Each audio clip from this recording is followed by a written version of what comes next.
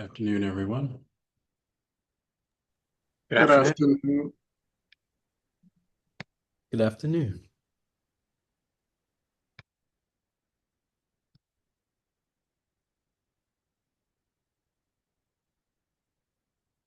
Seeing if we have critical mass here to get started.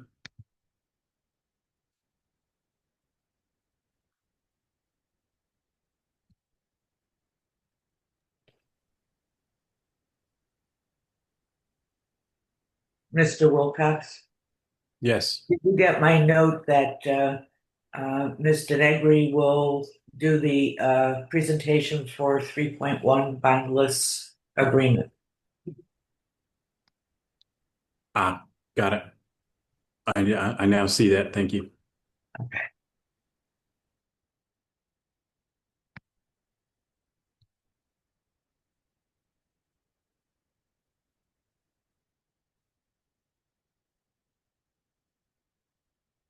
All right. Well, I think we got enough folks here to get started with. Let's go ahead and call this meeting to order. Another fabulous edition of the Finance and Operations Committee meeting. We will jump right into the agenda. Are there any comments or questions related to any of the information-only items? Dr. Yarbrough. Yes. Hi, everyone. Thank you. I had a couple of questions and comments, if anybody's available to answer them, but none of them are critical. One was, and I can just say what they are, and then if any of them can be responded to, that'll be great. One was Agreement 2.3 with Southern Connecticut State University. I'm just curious what the cost would be for that certification without the agreement. For 2.5, the agreement with Laura Goldblum. I just want to thank the staff for providing the evaluation information. And then for 2.8, with Custom Aquatics, when the work would be started and completed. My curiosity is whether the intention is for the work to be done in the beginning of the school year. So the students, I don't know if the students have swimming instruction during the year, or if it's pretty much just to do the work and have the pool available for the summer. And then the last question was just on the last agreement for 2.5.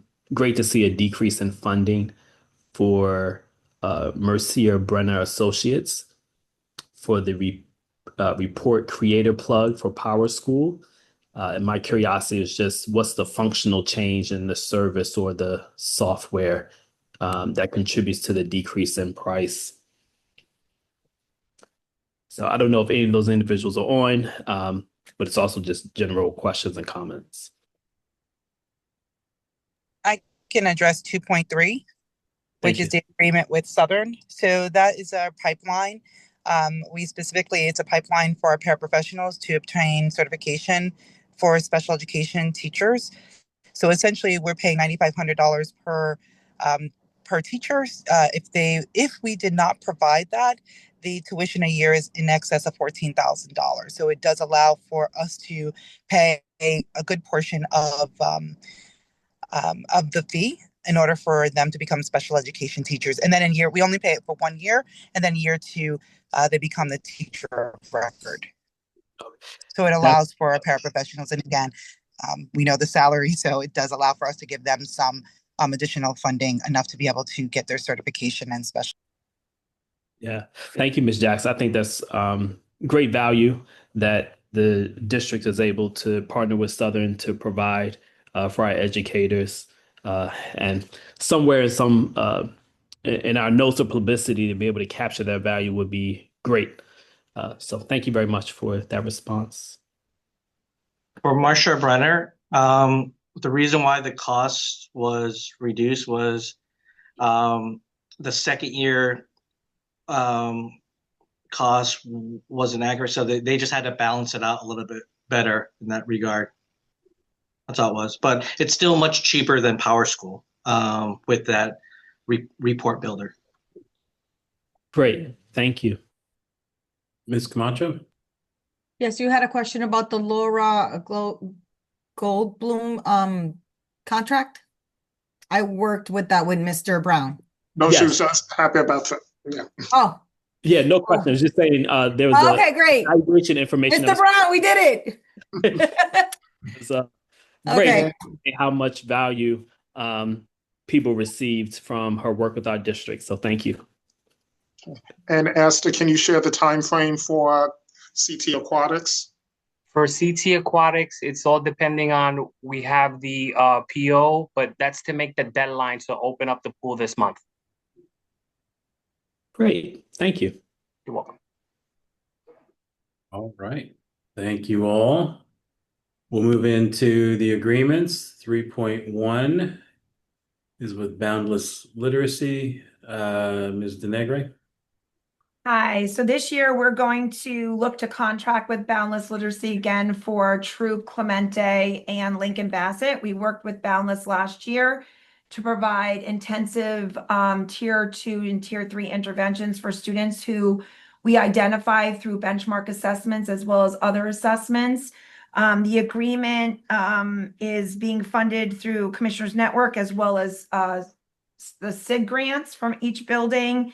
I do believe that Ms. Novelli provided some data for you about the work that they've done at Troop specifically. This will be their first year at Lincoln Bassett. They worked with Wexler students last year, and due to the merge, Principal Garcia would like to bring Boundless on because of the successes we had seen with them in district. So we are looking to renew their contract for the 25-26 school year. All right, thank you. Comments or questions? I had none either. Thank you. Next, we have 3.2 and 3.3. Both are similar. One is an agreement with Stephanie Gardner and another with Darlene Ortiz, both for providing speech language remediation, etc. Ms. Jackson? Yes, that again, I've been here multiple years, obviously talking about the shortage area that we have for speech and language. And again, these two contracts are, again, to help provide speech and language services as mandated by an IEP, our individual education plan for our students with disabilities. All right. Thank you. Are there any comments or questions related to 3.2 or 3.3? I had none either, so thank you. We'll move on to 4.1, which is a no-cost amendment to an agreement with Cornell Scott Health Center. Ms. Peters? Yes, good afternoon. This is Sue Peters.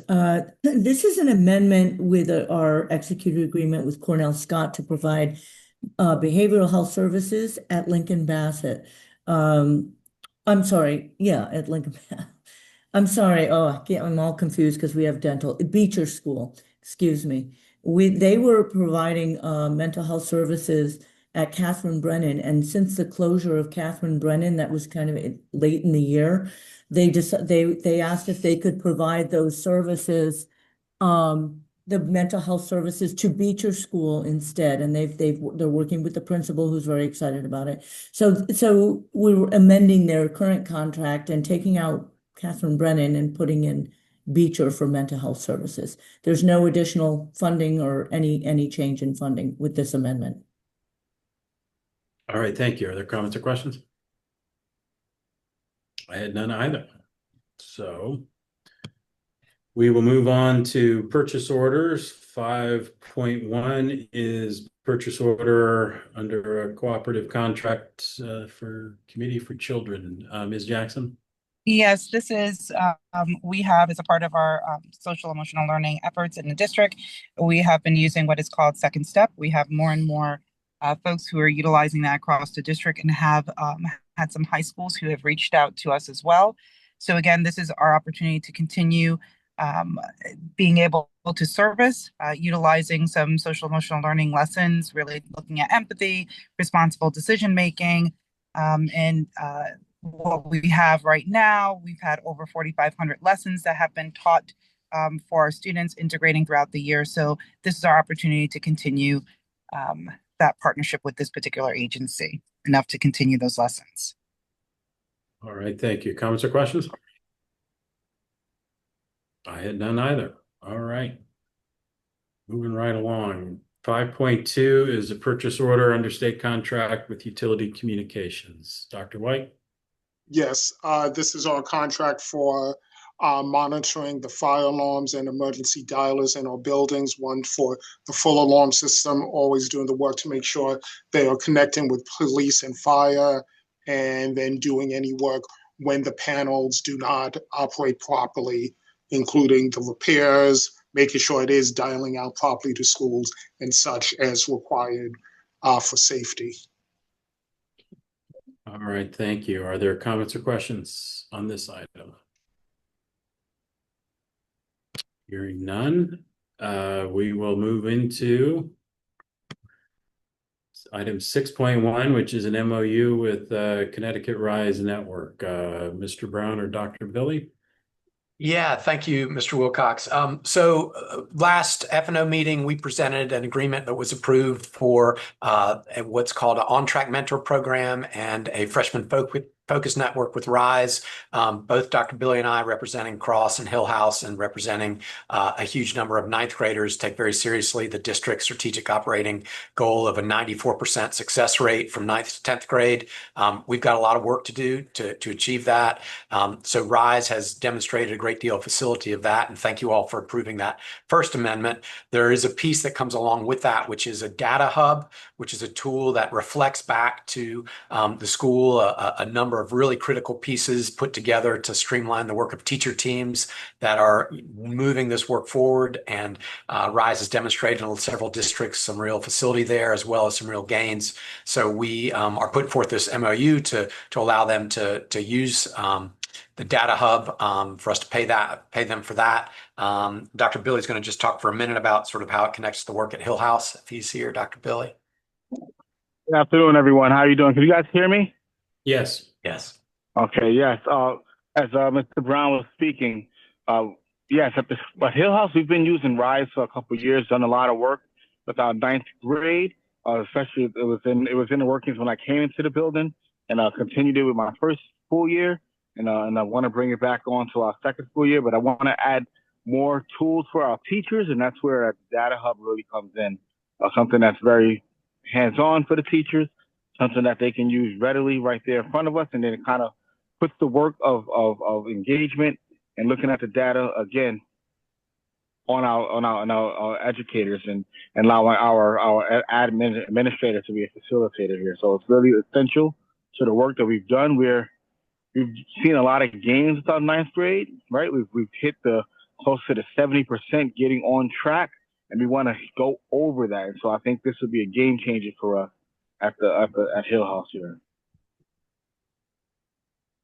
All right, thank you. Are there comments or questions related to this? Dr. Yarbrough. Yes, just want to know if you can briefly share on the data that will be collecting and reporting.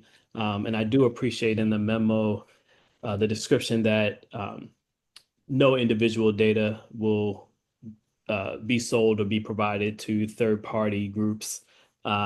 And also that it's looking at existing data that exists within the district. Can you just speak a little bit more about that and how you see what are the data and how you see the staff using it? Yeah, sure. So a lot of this data is trying to, make some correlations between attendance data, their marking period grades, some standardized testing scores, but really looking specifically on a day-to-day level of what we're seeing in PowerSchool, both in terms of what kind of marks students are getting, who is on track to earn credit at any given point, who is not, and trying to beat out the marking period endings, but seeing it on a day-to-day basis. So there's largely a series of data fields, I think, that's included in the contract. And we've got the RISE folks here. I don't know if Dr. White's able to pull them on who can speak specifically about the fields. But most of what the teachers are going to see is just a much more graphical interface that gives them really fast some correlations and also some reports that we'll pull that we can share with students and families about where they are in the process of earning credit each marking period a lot faster than we're currently able to do in a way that we think is going to make a difference for those families. I'm happy to add just briefly. Can y'all hear me? Yes. Thanks for having us. My name is Chris Lewine, and I lead the data work over at Rise. And Mr. Brown really spoke to it very eloquently. What we're trying to do is just put the district's existing data in the hands of educators soon enough and in an easy enough way to interact with that they can actually support those students before the students are struggling or go too far down that path. So, like he said, the list of fields is in the contract packet.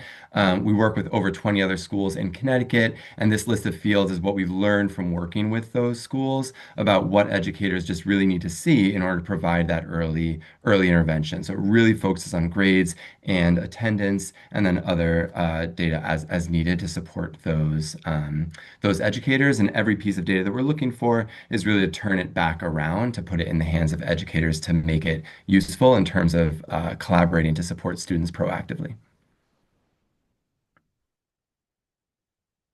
Thank you very much. If I may just ask you to speak a little bit more, and I see this as an opportunity for you to sell your work, like further promote the software. So the district has existing data tools in some format, and we're drawing from those tools into the service that your company provides. And the advantage that you offer, if I understand, and please share more and correct me, there's a graphical kind of representation that might make it easier for staff to get a snapshot of where the students are. And are you saying that there also might be some type of forecasting option where you're able to say that students are on track for one thing or another, where they may progress, and if they continued as they are, then they're going to meet certain aims that they have and the district has, or we're able to say, okay, they're not on track to meet certain aims, so we can course correct a little bit early in order to help them to progress?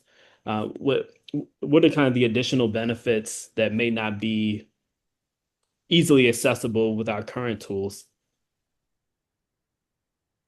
Yeah, thanks for those questions and for the opportunity to speak to that. So, first of all, I have my colleague Sam Purdy, who's also on the meeting, and he oversees the other work that Mr. Brown and Dr. Billy were talking about in terms of the on-track mentors and the network success. So one differentiator is that this aligns very closely with other RISE supports that the schools are already receiving and relationships that they've already been building. And so getting that kind of alignment and package deal is one thing that we see this being really effective for. But really, we work with a lot of districts that have a lot of other data tools, and we're not pushing anything, right? We are waiting to see like where is the need, and the reason why teachers and principals and counselors keep coming to us, we think, is because the existing data tools often aren't built for them. They might be built for a central office person who's looking across the whole district, which is important and useful. But educators, teachers, assistant principals, counselors need something different in order to provide that direct support to students. And so what we're doing is not only providing pretty visualizations, although our educators do tell us that the hub is easier to use than any of those other data tools.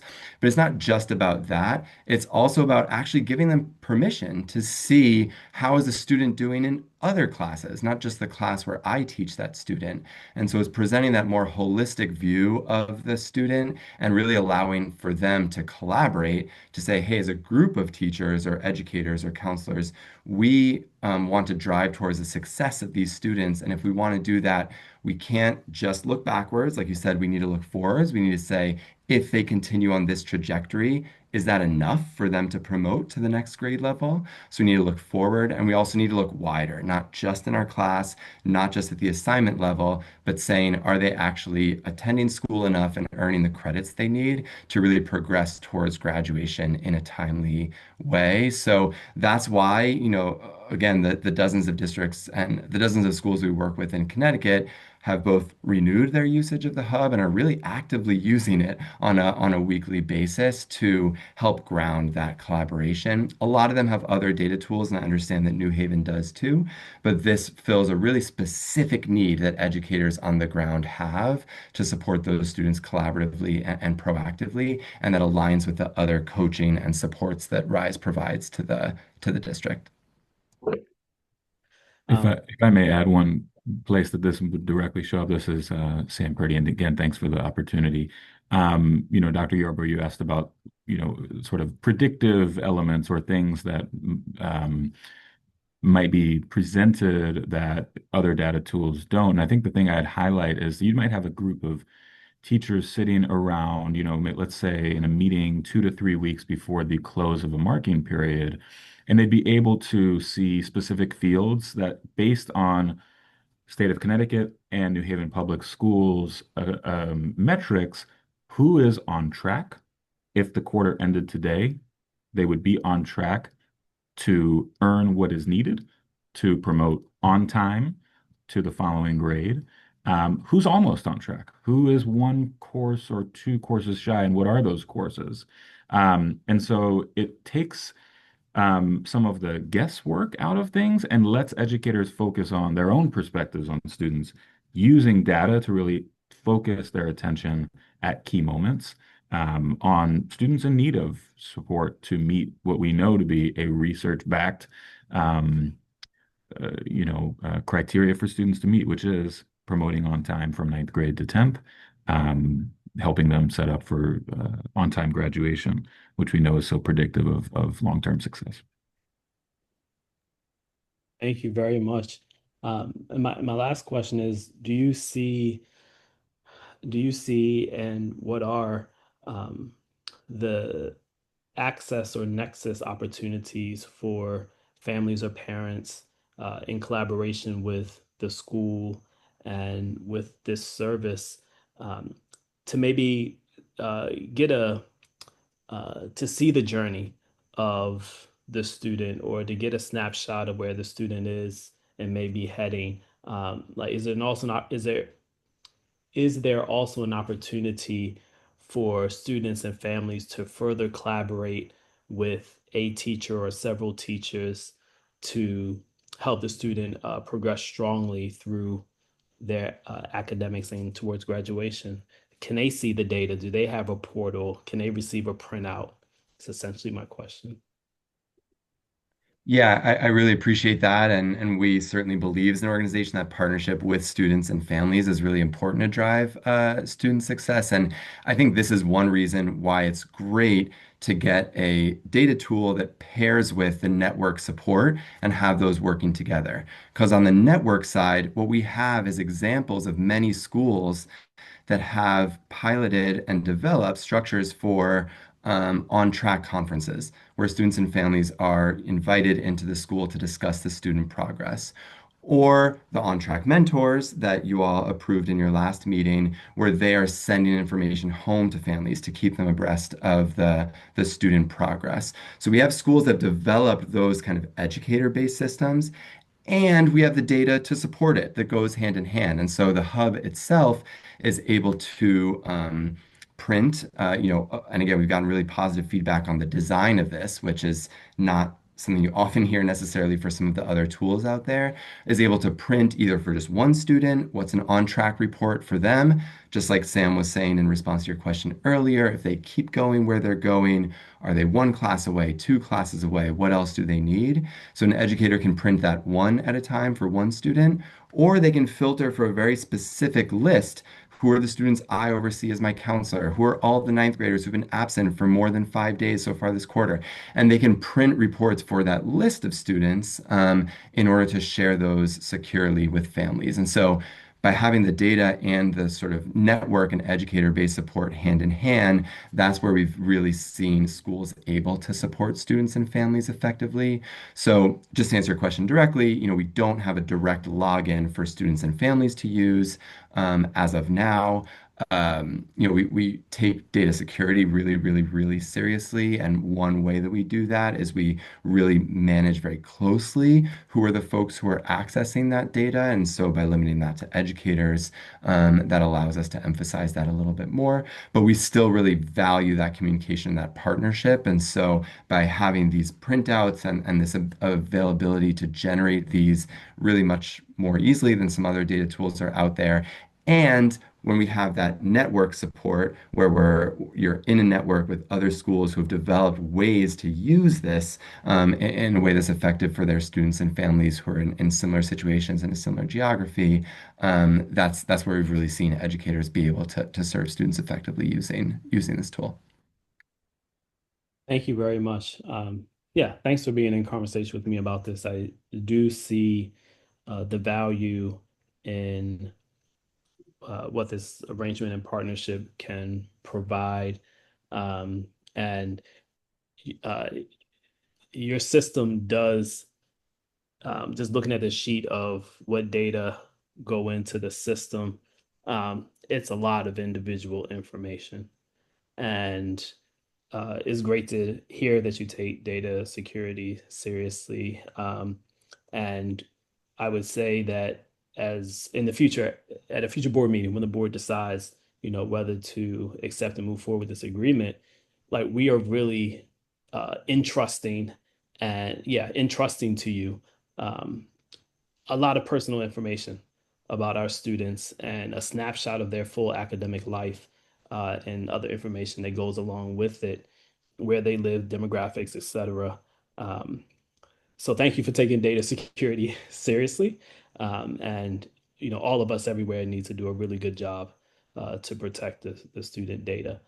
So thank you just to the team for bringing us forward. I appreciate you for it. That's all, Mr. Wilcox. Thank you. Great, thank you. Attorney Alexiadis.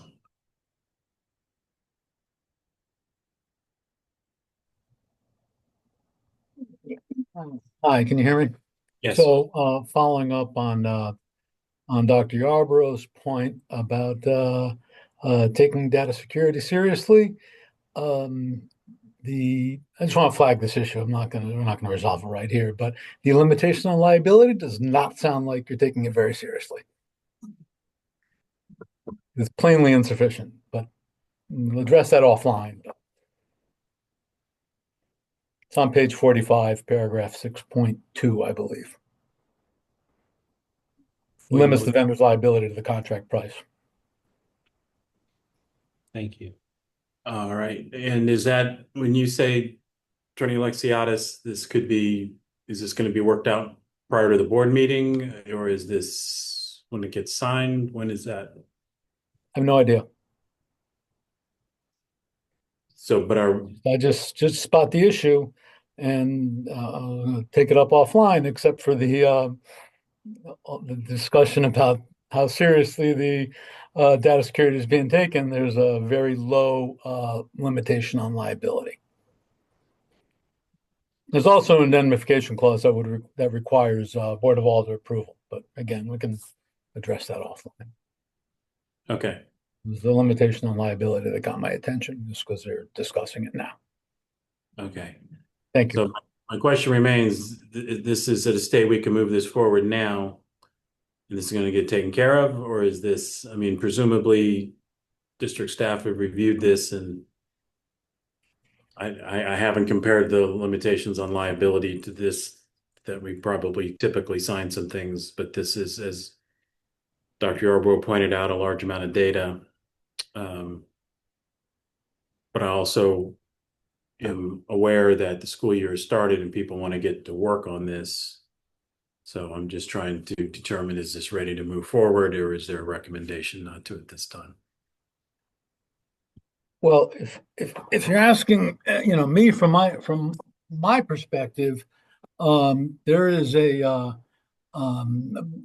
form agreement attached that is not in compliance with our standards, and so the process would be for it to be approved by, it requires committee approval, Board of Ed approval, and then needs to go to the Board of Alders for approval of the indemnification clause, and then to my office for drafting a compliant an agreement that's compliant with with all our requirements, and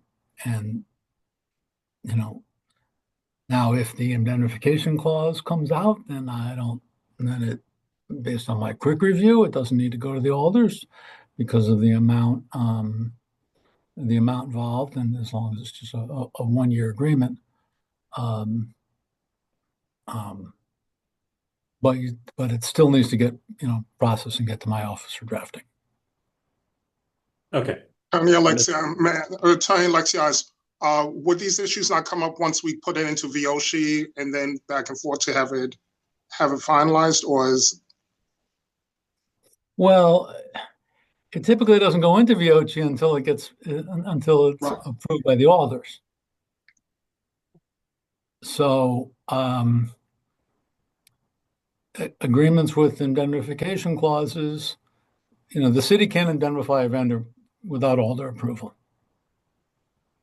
Yeah, so if that is removed, then then it can be submitted to VOCHI, which for those listening is just sort of the process by which various city departments sign off on the package, making sure that purchasing requirements have been complied with, and that the vendor doesn't owe any outstanding taxes.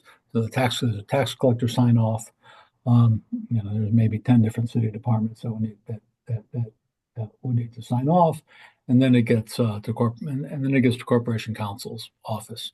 So yeah, a lot of that language is often worked out once we get it, but the indemnification clause is a prerequisite to getting to us. Okay. So just to clarify, then it sounds like, yes, I mean, as far as my personal purposes go in terms of approving an MOU for the data sharing, we've gotten a lot of information today and posted that has the information about that. If there's something that needs alder approval, that will go through the typical process after that. So I'm comfortable moving this forward now, right. The understanding that there's, just like with everything, there's other steps in the process after this. Just recognizing, if I may, that the alder approval is going to add weeks to the process. So if this is a matter of some urgency, then the thing to do would be to take that clause out. Mr. Brown?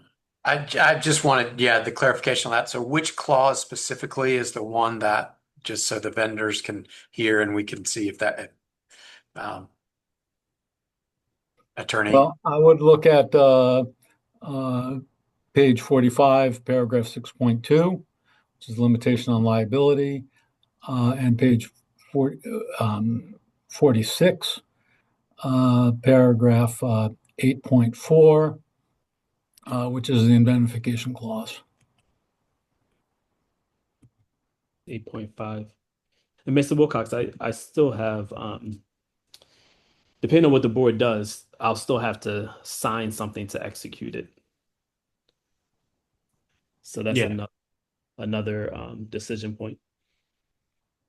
And then my other question, and again, I wasn't going to do all this offline, but here we are, is whether Mr. Nguyen or the IT department, like Chris Brown, have reviewed this because this proposal, because I think it involves both of their roles in the district, and I don't think they're on the call. John Wynn has seen this. We've been working with him since last year about this, getting to the point that we could bring you this agreement now. So he's definitely aware of it. Any other IT integration, this is mostly on the data sharing side of it, that portion of it. So yes, that has occurred. Thank you. Okay. All right. So the upshot is, are there any other comments or questions on this item? So it sounds like there is, if the indemnification clause is going to stay in, which would require alder approval, that could slow down this process for the data sharing parts itself, which might have programmatic implications for its use in the schools, or as far as timing goes, people can take a look at that. And if it's not going to be able to be used for some significant amount of time, maybe something should be prorated in terms of pricing that can be looked at. But this is, like I was saying before, I'm unless there's an objection, we'll I'm gonna vote to move this forward with the idea that just like with everything else, if there's something along the way that needs to be fixed or checked as it goes through the different parts, board approval is one of the necessary steps to have those things happen. So happy to move it forward. Okay. Hearing nothing else on this, I just also thank to Chris Lewine and Sam Purdy, who I believe is the same Sam Purdy who was a fabulous educator, is U.S. grant program for one of my kids years and years ago. So That's right, Matt. And I send what gets talked about in my household. I send Jake my regards. Thank you, sir. I will be seeing him soon. I will let him know. So thank you both for being here and presenting. So hearing nothing else on this, I move that we send to the full board these 3 agreements, 1 amendment, 2 purchase orders, and this 1 MOU. Second. It's been moved and seconded. Is there any discussion? Hearing none, we shall vote. President Yarbrough? Yes. Ms. Downer? Ms. Downer, we didn't hear you if you had spoke. Yes. Can you hear me? Yes, could hear you now. Thank you. Okay. I'm a yes as well. So the motion carries. We'll move into reports and discussion. One is first item is checking in on the MOU with the City of New Haven for Corporation Counsel and Procurement. Just seeing if we're going to have an MOU and if there's going to be any changes from last year and a time frame as to when it might happen. Presuming that question is for me? It's for whomever can let us know. We don't have a new draft yet. I expect it to be substantially similar to last year's, unless I'm outside of the loop and Dr. Negron has seen a draft, but I don't think so. And so we'll update it for current budget and roles. Okay. We ought to be able to turn that around by your next meeting. All right. Thank you. Any other comments or questions on this? Hearing none. Facilities funding gap update. This is just to introduce an idea that we've talked about, which is that I think it would be useful, similar to how we have a staffing guidelines report, which can really help put actual numbers to the thing that we all know is the case, which is there are not enough social workers, math teachers, security folk, etc., to meet the needs that the New Haven school children deserve. But we're able to kind of show that gap. What we don't have in place is something that really shows the challenges that we have on the facilities and operations side, where we had one previous CFO who mentioned spending as much on 10 or 11 buildings as the district is able to spend on 40 plus buildings.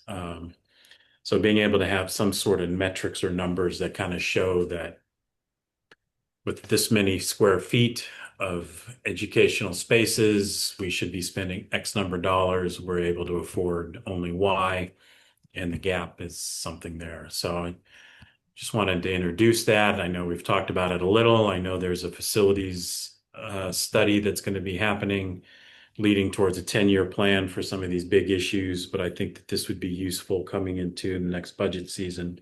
So I was just seeing if anybody else had any thoughts or ideas on this.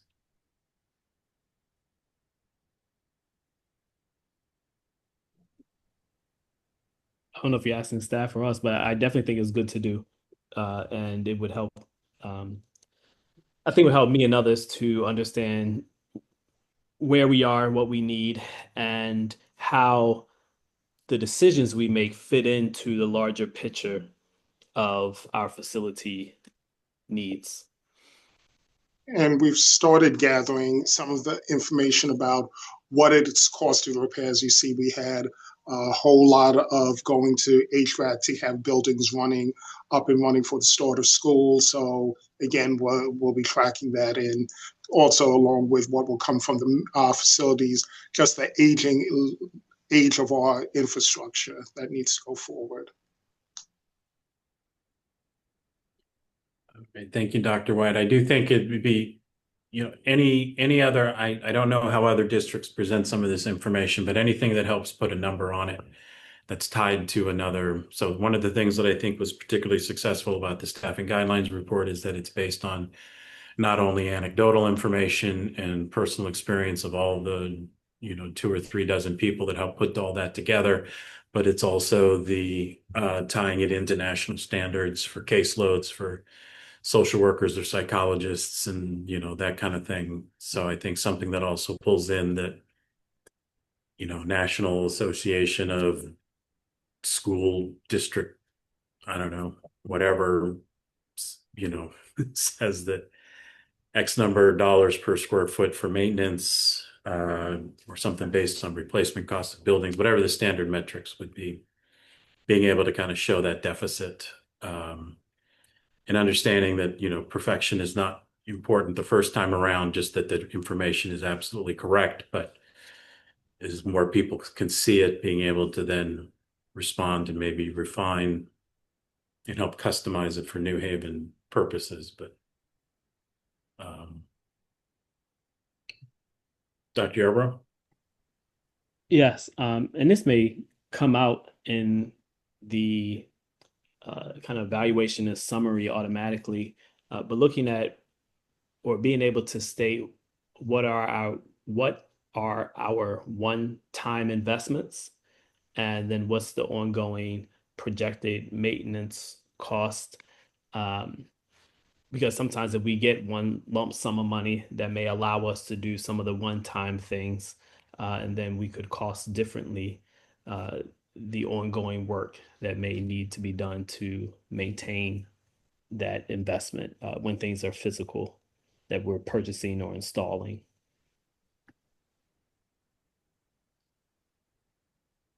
So we can associate the timeline with the costs.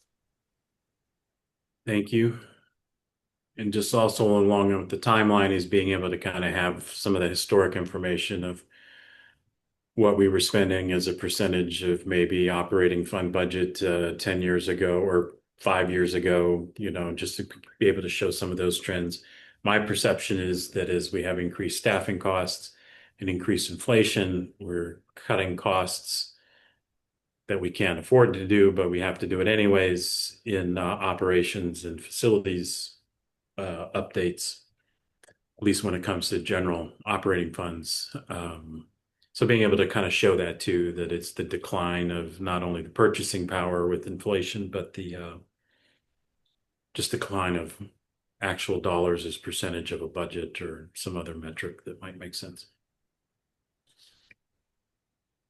So nothing definite on this one, but just want to keep throwing this out there, and we can revisit this, particularly as we get close to the budget time, because I see this as one of the pieces, and we've heard it from others on the board and also members of the public or alders, something that just kind of like, you say it's this, prove it. And so this is a chance to prove it.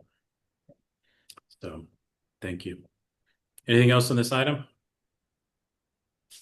Hearing nothing. Next item, 8.3, was the snow removal update on process. There was some questions regarding snow removal.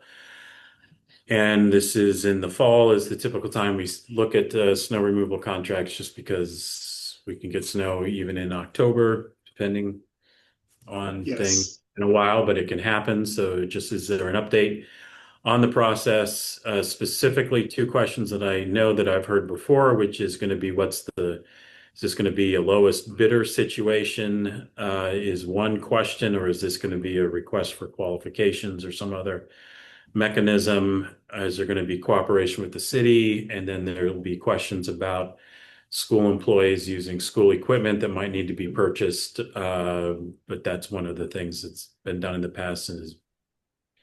But if others will have their questions too, I'm sure. But So to begin with, we are in the RFP process. The RFP is scheduled to hit the street next Monday. It is an RFP format, which means we can look at various criteria. So it doesn't have to be the lowest bidder. We are looking at the zones, how we split those up. Parks Department and DPW were able to assist us as we were getting schools ready because of the timing of the execution of the landscaping contract. We had an emergency contract in, plus assistance from those departments to help get our buildings cut in time for the start of school. They don't believe they have the capacity to do the schools because obviously at the time, first priority is to get streets open for everyone. And so some of that work would have to be happening concurrently, work on schools as well as work on roads. So while looking at, the biggest thing we're looking at is what our emergency contingent plan would be if a vendor is unable to cover a zone. What is that? There are some questions we're working with procurement in the next day or two about how we can have emergency standby for such situations. But those are the things that are going into the snow removal portion of it. All right, thank you for that update, Dr. White. Are there comments or questions? President Yarbrough and then Ms. Downer. Yes, I'm sure that evaluation information of how a vendor does will be baked into the RFP and the contract moving forward. I don't know if it's possible and legal in terms of what we can do, but in terms of the past performance, let's say in this last snow year, there's a lot of information that was provided that's been documented in terms of being presented to the board. If that information needs to be added to individual files in terms of an evaluation of how a vendor has done, so that it can be used in determining someone's suitability for a future contract, it would be great if it's possible. I would be shy to answer that.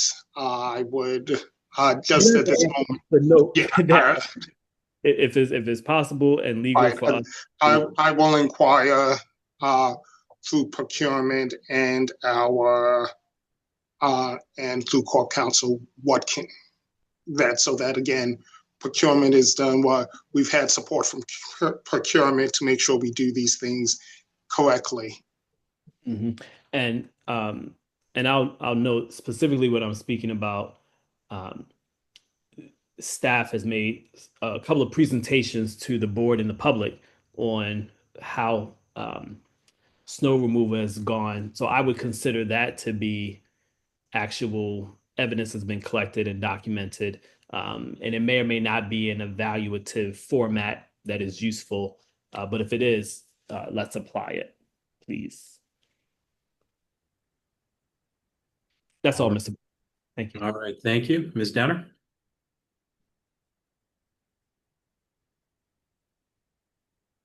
Okay, good evening, everyone. I really am.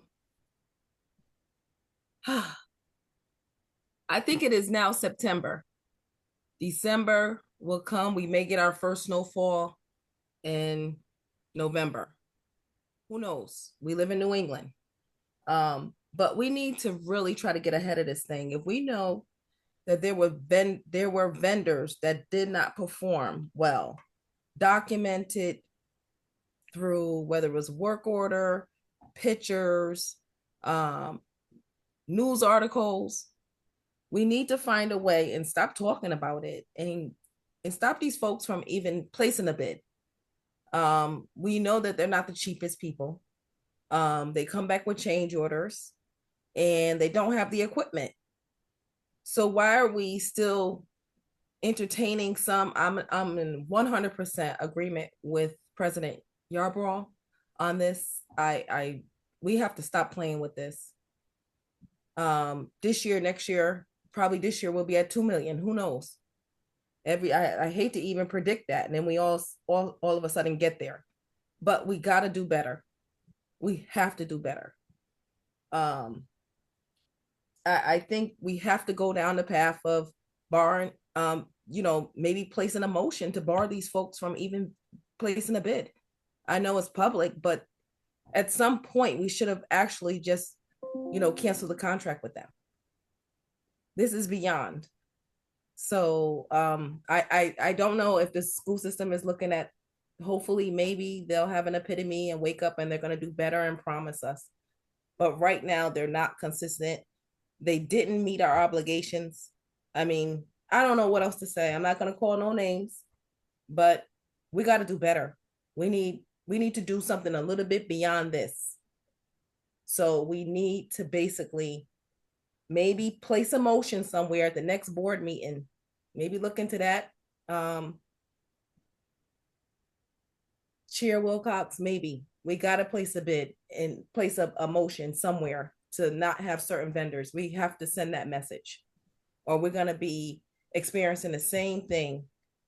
The schools are going to be closed. No access, no wheelchairs or anything can get on the ramps, anything. This is just ridiculous. And it's sad. But that's all I got to say. We got to do better. We got to do something different. Something different, because they come different. They're coming with the same stuff. They already know they're coming low, and they're coming with their change orders. So we gotta be ahead of this. And I'm done. All right, thank you, Ms. Downer.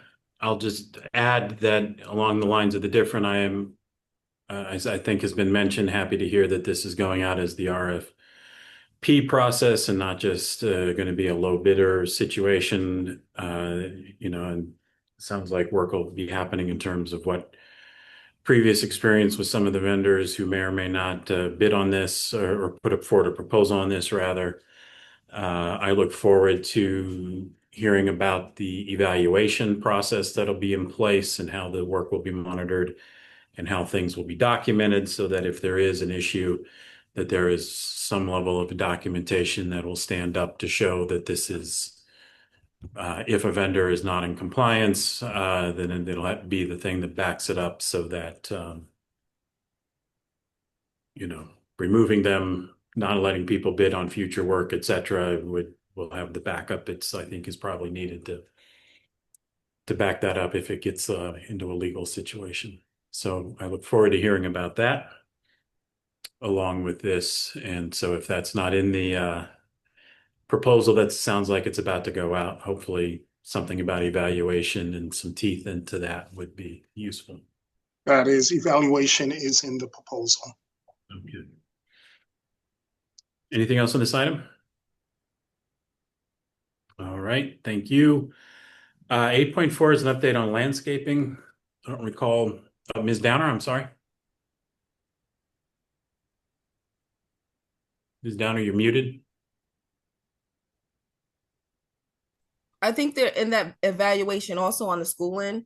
I think we need to get an early warning of that. So if you flagged a contractor or a vendor for poor performance, I think we need to know that. We don't need to get that notification in the New Haven Independent or any other local newspaper, because it sends a terrible signal that we don't have control over how the money is spent for snow removal. So I think if there's some type of early warning of poor performance vendors, especially particularly around the snow, we should know about that. We shouldn't have to wait to the next board meeting. Okay. Thank you. Thank you. Yeah, we could, similar to how we're going to have, on our discussion calendar, which needs to be added to the draft calendar, a November update on how things are going related to landscaping, that we could have updates, I don't know, every month. Maybe starting January, February, March, about how snow removal is going. Are we staying in budget? Are there issues with performance? Just to, increase scrutiny on something which has been problematic in the past. Problematic in part because we don't have enough funds to spend on this. Making sure the funds that we are able to spend is wisely spent is definitely part of our purview. So I'm fully supportive updates on that. If there's nothing else on this item, 8.4 was an update on landscaping, and I'm trying to remember, I mean, the board approved landscaping, things are in place. I just mentioned that we'll have it, I guess, maybe on the second November meeting, an update on, are the plans for evaluating the work and logging that evaluation. How's that going? Take a look at the spreadsheet or whatever that looks like in November. Is there any other update on landscaping? We'll continue the work starting the fall cleanups, the cuts that'll continue through this part of the season. Again, want to publicly acknowledge the Department of Public Works and the Parks Department of New Haven for assisting us in taking care of some of the growth and some of the cuttings as we were in that bridge period between getting contracts in place, so that we were able to have the main areas of grass cut for opening day. Was not 100% perfect. Like some of the areas, courtyards have to be accessed in a different way. Most of this work was done with ride-on machines, so we couldn't get into courtyards. We are doing some special work around John C. Daniels. We've had in place a few weeks ago, we've had a discussion with the city about what properties are and parks around schools that our Board of Education responsibility versus those that are the Parks Department. And as we've gotten more clarity on that, one of our particular target areas is John C. Daniels because of the special conditions in that area that require additional work. We're doing fencing work to close off the park. The key thing is the park belongs to Board of Ed, so we will be closing, repairing the fencing. Contractors will be out this week to price out and do what's necessary for that. While closing out the gate, we'll be putting up signage, alerting that this is school property. And with work with partners, our partners have been coming by to do sweeps of the park in terms of needles and such, so that we can make this place playable and usable for the school, as well as work again in partnership to try to deal with the city. Some issues that have been happening there. We know there's a clinic there as well. We know there's many unhoused people there, and we've been working with other departments of the city so that we can target that area for work. And obviously there are other schools that need that same sort of attention. And again, through that partnership, also make sure we're clearing, because it is our property, we're clearing the overgrown fence on the far side, and that work we've done to make less areas for dumping in that, particularly around John C. Daniels. All right, thank you for that. Dr. White, are there comments or questions? All right. Yes, and definitely thanks to the city side for their assistance in this time. And also the clarification, if I remember correctly, there's also been conversations specifically around things connected to the cross athletic fields in the city park area there, and who's responsible for what, to help make sure that they're falling through those cracks. Correct. Those become a little complicated, where the grounds and fields themselves are the Parks Department, but the structures are Board of Ed. So lots of intersection. Thank you, sir. All right, hearing nothing else on this, 8.5 was just an update on the menstrual products in school restrooms. I think just to make sure we're in full compliance. We're in compliance. We are still benefiting from the donation from the diaper bank to provide product and have them available in the schools.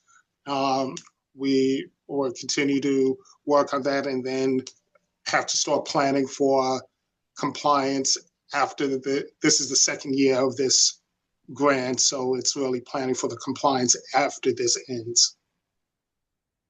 And I don't recall, is it a 2-year arrangement or 3? 2 years. 2-year range, okay. Yeah. All right, thank you. Comments or questions? All right, next item is just the draft discussion calendar. This is just to remind everybody that this is where things are now. The one addition that I did mention is we need to add to the November 17th meeting, an update on the landscape, fall landscaping and evaluation, tracking, etc. So if anybody has any comments or questions, let me know, or if there's things people think need to be on here, please let myself, the committee, Dr. Negron, and Ms. DeMeo know. And also, if you are responsible for one of these things and there is some reason why something should not be on October 6th, for instance, but would be better on October 20, please let us know. These can move based on district needs. We want to make sure we get to these things, but the exact date might be arbitrary. Just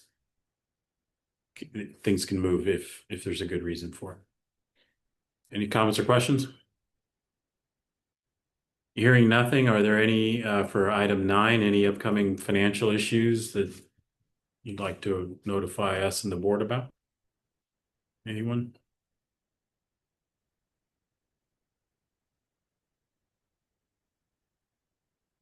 Take that as a no. And even though I'm a pessimist by nature, I'll take it as good news. There's nothing looming that we don't already know about. If there's nothing else on this, item 10.1 is the data sharing policy. Do we need to continue this on for another meeting or send it to governance? I think we were waiting to hear back from the staff side in terms of the policy. The policy does not, my understanding, my reads that the policy does not present the district's preference to limit data sharing, and doesn't necessarily present a criteria for when something rises to the occasion of, okay, yes, we do share this particular, or we do agree to share this particular data. It just seems to say, if you want to use this data, here's how you have to abide by it. So I think that was our last conversation. And I think staff said they might look at it, but then the following week was time off. Okay, so we'll continue it on. But I don't know that I have like another presentation or anything on my end about it. I guess I was just waiting to hear back from the district. Okay. All right, well, thanks for identifying that and reminding, and then hopefully we can have some progress on this over the next couple weeks. Is there anything else on this item? That was the last item. Is there a motion to adjourn? So moved. Been moved. Is there a second? Second.